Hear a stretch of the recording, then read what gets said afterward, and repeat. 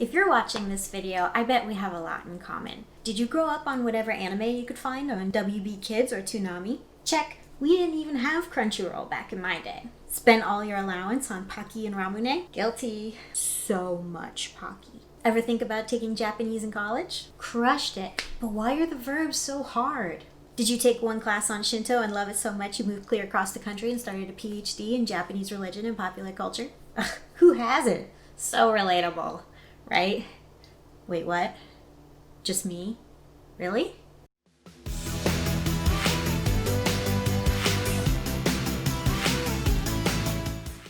Hi, I'm Kay, and if this is your first time watching, welcome to my channel, Eat, Pray, Anime. Watching beloved Studio Ghibli animator Miyazaki Hayao's films literally changed my life. As a child, I never really thought about how anime and religion might intersect, but all of that changed when I watched Hayao Miyazaki's Spirited Away.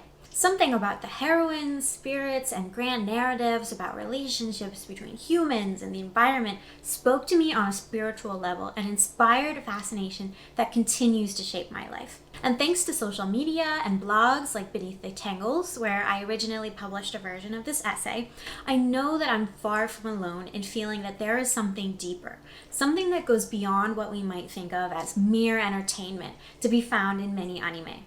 I became so fascinated by the culture and spirituality that suffuses movies like Spirited Away, Princess Mononoke, My Neighbor Totoro, and Nausicaa of the Valley of the Wind.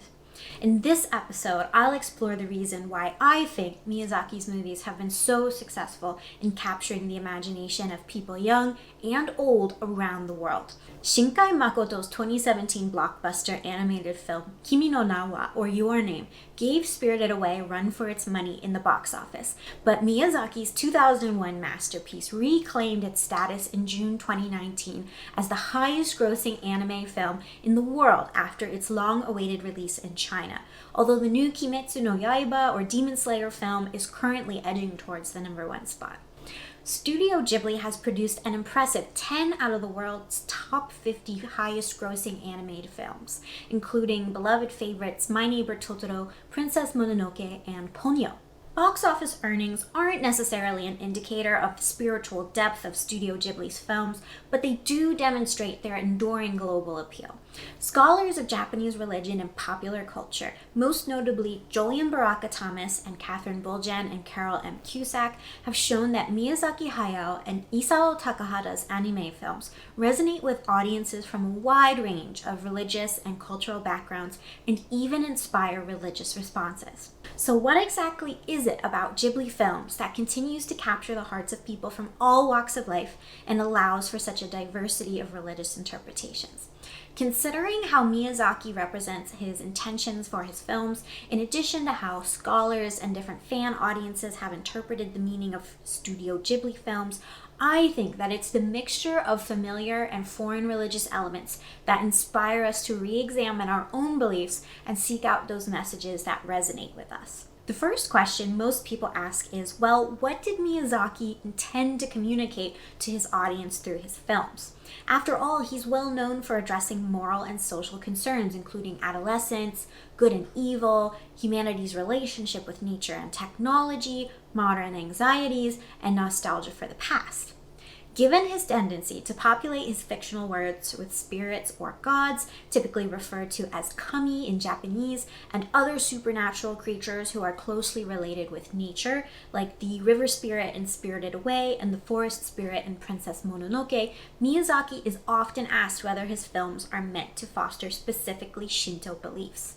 Shinto is a difficult tradition to define as it has meant different things to different people throughout history. That's what makes it so interesting to study. Some people classify Shinto as a religion with clear beliefs and practices, while others characterize it as an essential part of everyday life in Japan that can only be understood experientially. In any case, most people can agree that at its core, Shinto is a ritual tradition which centers on the worship of kami, divine entities that inhabit extraordinary natural phenomena and man-made objects, and whose favor grants benefits to people in this worldly life. While this definition may seem to suit Miyazaki's films pretty well, the creator himself actually explicitly rejects Shinto as the source of his inspiration. Miyazaki grew up in the midst of World War II, and his understanding of Shinto is understandably informed by the legacy of what scholars call state Shinto, the modern Japanese government's takeover of Shinto shrine affairs in order to promote imperialist and nationalist ideologies from the mid-19th to the mid-20th centuries. The filmmaker Miyazaki has given ambiguous answers to the question of whether his films are influenced by religion. In one interview, Miyazaki elaborated, "Dogma inevitably will find corruption, and I've certainly never made religion a basis for my films. My own religion, if you can call it that, has no practice, no Bible, no saints, only a desire to keep certain places and my own self as pure and holy as possible. That kind of spirituality is very important to me. Obviously, it's an essential value that cannot help but manifest in my films." Through his consistently vague characterization of his personal brand of spirituality, Miyazaki, like any masterful storyteller, leaves room for his audience to draw upon the rich imagery, relatable characters, and familiar themes to create their own meaningful interpretations. Scholars of religion and media have interpreted Miyazaki's works from a number of theological perspectives. Some argue that the kami characters and environmental ethics which Miyazaki employs are clearly drawn from Shinto, despite any claims to the contrary. Others have offered Christian interpretations of Miyazaki's films. For example, Prince Ashitaka from Princess Mononoke and Princess Nausicaa from Nausicaa of the Valley of the Wind have both been analyzed as messianic mediators between the profane and sinful realm of humanity and the sacred realm of nature or creation, as well as messengers of the gospel promoting love and nonviolence. But scholars aren't the only ones interested in the spiritual underpinnings of Ghibli films. Fans around the world gather on and offline to discuss their personal interpretations. These conversations are more than just intellectual exercises. Thomas and Bolgen and Cusack have shown that popular media like anime can actually inspire religious responses in audience members as well as entertain.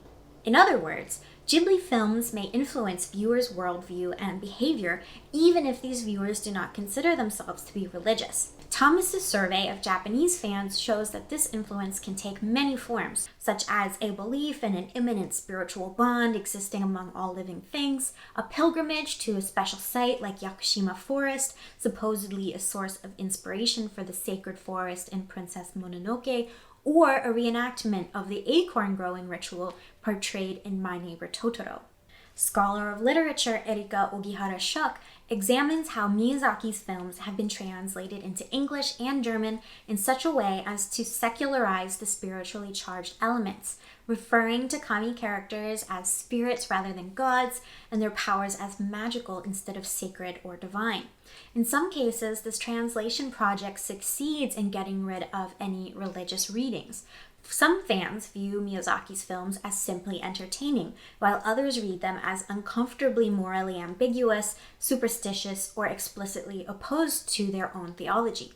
Still others in the Christian blogosphere, including contributors to sites like Beneath the Tangles and Christ in Pop Culture, have found plenty of food for thought in Studio Ghibli films, prompting discussions of how anime narratives might productively challenge and affirm their own core beliefs. Some audiences, as I've discovered in my own research, draw upon Studio Ghibli films as a source of Shinto spiritual instruction. In my study of the growth of predominantly non-Japanese online Shinto communities on social media, I find that anime plays an important role in fostering the interest in Japanese religions as well as participation in these communities. In community discussions, members often share their interpretations of religious elements in anime.